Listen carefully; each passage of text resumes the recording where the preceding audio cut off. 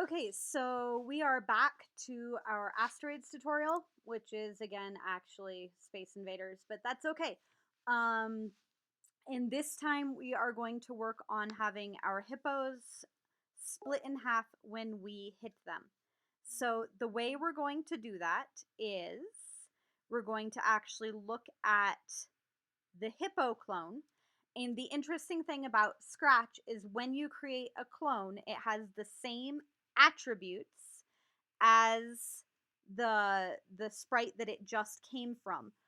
We're going to make good use of that in a few moments. The first thing we're going to do is we are going to have a new variable,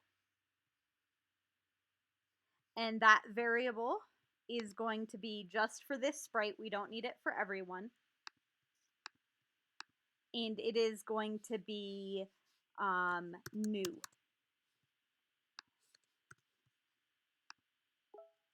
And we're just going to have that be a true false style variable so that when we create a new clone, um, that clone is started from the side with new assignments, but when we're creating a clone of a character that's already here, we're going to have that be false so that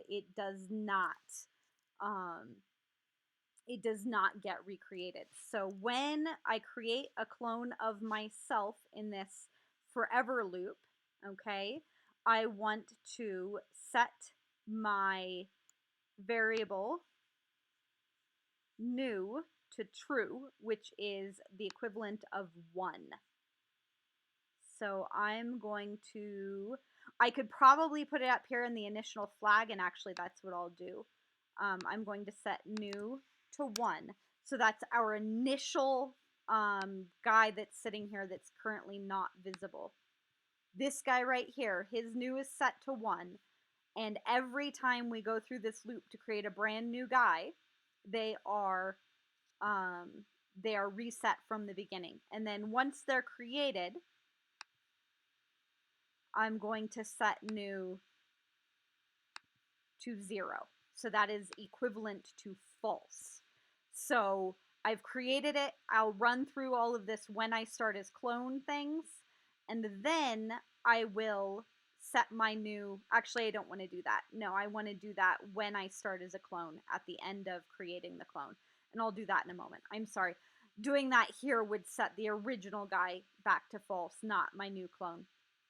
So over here, when I start as clone, there's a few things I go to. I set my X to 230, which means it's just off the screen. I set my Y to a random. I point my direction. I set my rotation style. I also do some things over here, which I'm going to split out so that they can be over here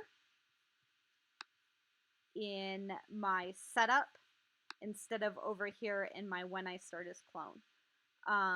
Or when my search for the apple. So when I start as a clone, I'm doing all of these things.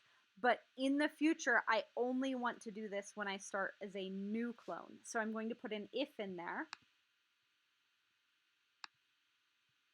covering this whole thing except for actually even the show right now. So if my variable new, I don't want that to show. I'm just going to unclick this now while I remember. If my variable new is going to be, oops, I wanted operators, equal to 1, which again is equivalent to true, then I'm going to go through this setup. And if it's not, then I'm not going to go through this setup. And I do want to go ahead and move the show out of here, because no matter what, after I go through a setup, I'm going to want to show my guy. So now that should have changed nothing. And that's what I want it to do. So I want to go ahead and check when I start as clone here is what keeps it moving. And that doesn't change depending on whether it's new or not. This is when the flag is clicked, so that's my startup stuff. And over here, when I start as clone, this is searching for if you've been hit. And we'll eventually change this, but it has no impact on the differences right now between a brand new clone and one that's getting started from the elephant, or the hippopotamus getting hit. So now I'm going to hit play. I'm going to make sure my game still works. There's a little tiny guy coming at me, but I do have, nope, I have a big heart coming at me. I don't have any big guys coming at me. It's another tiny one. In a moment, I'll look and make sure I didn't break this, because it's certainly looking unlikely that they should all be this small. Nope, I'm going with statistically improbable. Let me see. Set my size to 30%. Change my size to max hits. Oh, that's why. Because I set my max hits after I changed my size. So I need to have my max hits be up here and being set first before I change my size. That was my fault in not looking at what I was going. So I set my variables. I set my location and direction, and then I go ahead and set my size. So let's try that again. There we go. This is looking better. And they're acting before I could hit them with the apple a couple of times, even when they were tiny, and they stayed put. So this is all much better. They're acting like I would expect. Okay, so we're going to stop that. That's perfect. All we were looking for is that we didn't mess anything up. And it turns out we did, which is why it's really good that we checked. And now we're going to move on into having our hippopotamus split in half when we touch it. We're going to do that over in our detector for whether or not we got hit by the apple. So when I get hit by the apple, I do want to immediately increase my hits and change my size, because that's going to be something that happens for both of the guys I create when I split in half. I want to check to see if I've exceeded my max hits, because again, if I have, then I'm going to be that smallest guy, and I don't want to split in half. And then I'm going to wait a quarter of a second. I don't want to wait that quarter of a second before I create my two new clones. So I'm going to go to control. I think this is where it has, yes, create a clone of myself. And create a clone of myself. And what I want to do is I want to create a clone of myself. I want to, before I do that, I want to move myself forward and up. So I'm going to do that with my motion. So I'm going to move 10 steps forward. Let's see. Nope, we move 2 steps each time. I just don't want to be splitting right in half right where I am. I'm going to move 2 steps, and then I'm also going to change my Y by, let's see, I'm going to make my hippo visible here. He's right here at negative 140 right now. If I move him there, he's at negative 108, so he's changed by about 30, and I'm going to start that as a starting point for me. So I'll change my Y by 30. So I create a clone of myself. I move 2 steps. I change my Y by 30. And actually, sorry, I wanted to do that before I created my clone, because that's where I want my clone to be.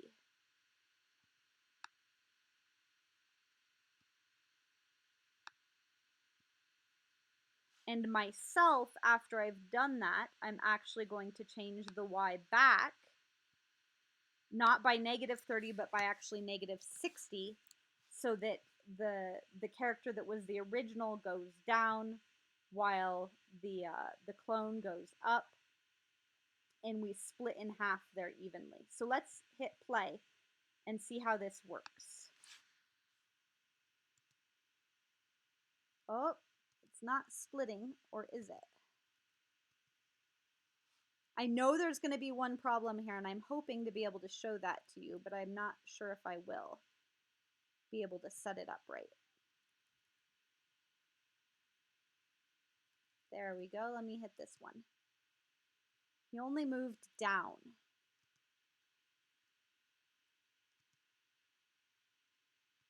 And I was hoping that I would be able, oops, I'm going to die here soon before I can show everything off. Everything's happening fast now. I believe what is happening here, and it's not demonstrating it well enough for me to be sure, is that we've got one more problem. And that is the apple keeps going and hitting the character, hitting the new clone, even as it's going. And so our guy that we're hitting is immediately disappearing. I'm a little bit unsure that that is the case because of the fact that I didn't see little ones split off, which is what I was seeing before. So I want to get a big one, the biggest one, coming out here so I can see what's going on. There we go. And I actually think I'm only getting one of them, and he's just moving down. Because I haven't had a single one move up yet. So let me stop this. And I create the clone of myself. I change my Y by negative, or I move 2 steps, change my Y by 30. I create a clone of myself that starts up new and just is immediately visible here. It should skip all of this stuff. Oh, it doesn't. I forgot that detail. I never set my new back equal to 0. I started to do that over here when my flag was clicked, and I realized that would be setting the old guy. I need to do that over here when I start as a clone. That is exactly the problem. So I need to set my new to 0, to false, so that I don't go creating new ones. So now we should have a working thing. But I got to get a big enough guy to see.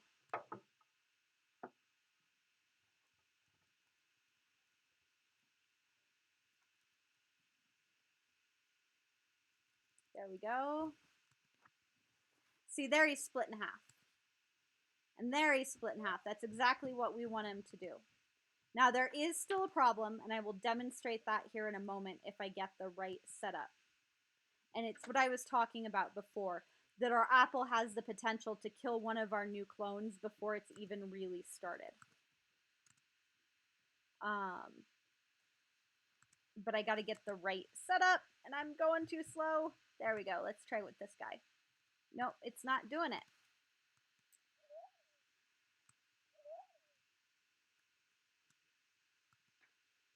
Oh, here we have it. Right here. It killed off one of our clones immediately and split it into 2 smaller ones. And the way we're going to prevent that is we are going to look at when the apple has hit us. We're going to actually pause and make our new clone invincible for a quarter of a second. So the way we are going to solve that problem is we are going to, when I start as a clone, I'm actually going to wait a quarter of a second before I appear. And I'm going to move this wait right here over here. And if we're not visible, then we can't be hit. What that also means is that I need to hide my previous guy over here, the one that just moved away from my original. And actually, I'm going to do something slightly different. I'm going to create the clone of myself, change Y by -60, I'm going to create another clone of myself and delete the existing clone. And the reason for that is I want to make sure all of my behavior is consistent. So that when I go through the start is clone process over here. So I'm going to hit play again. And I think we should have a finished working product.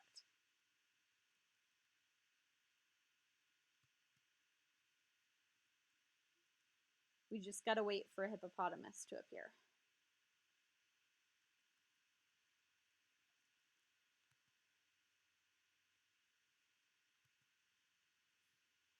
I think I broke things. So we are waiting a quarter of a second, going through this loop, and then showing I don't see a reason why that means we should never be visible.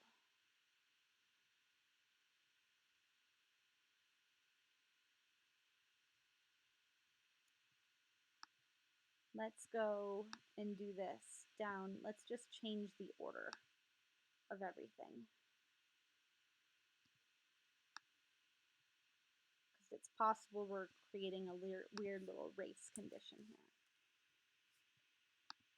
Play.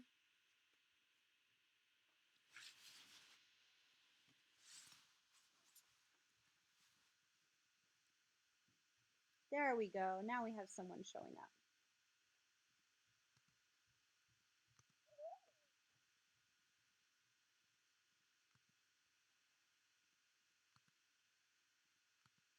The problem here is I didn't hide my guy before we created the clones of him. So we haven't actually solved the problem yet, but we will in a moment. I'm trying to see if I can demonstrate that it's still a problem. And I'm not having luck yet. Let's see. But we did show that our fix was successful at just in general working.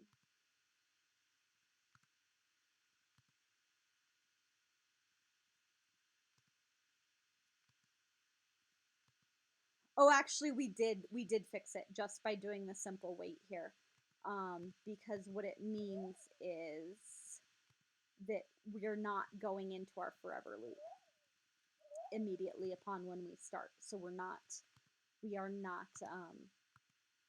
immediately able to be hit until we're done. So it just gives them a quarter second grace period before you can immediately hit them. And that's small enough that you shouldn't notice it. It should just keep the same apple from hitting someone twice.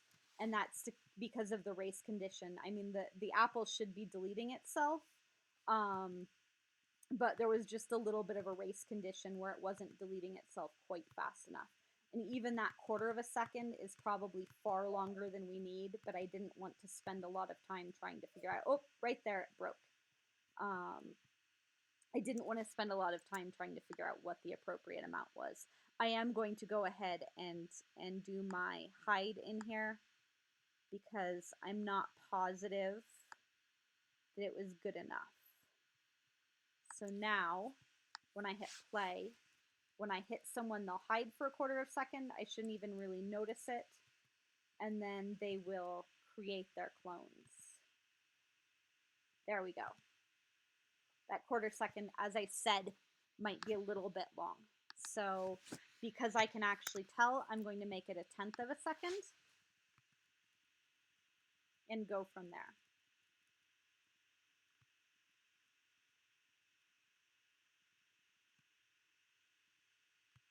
There we go. That was much less obvious. Okay, and that is the finish of this particular game. We will see about turning this into another style game, another tutorial. But this is the last asteroid tutorial you should expect to see.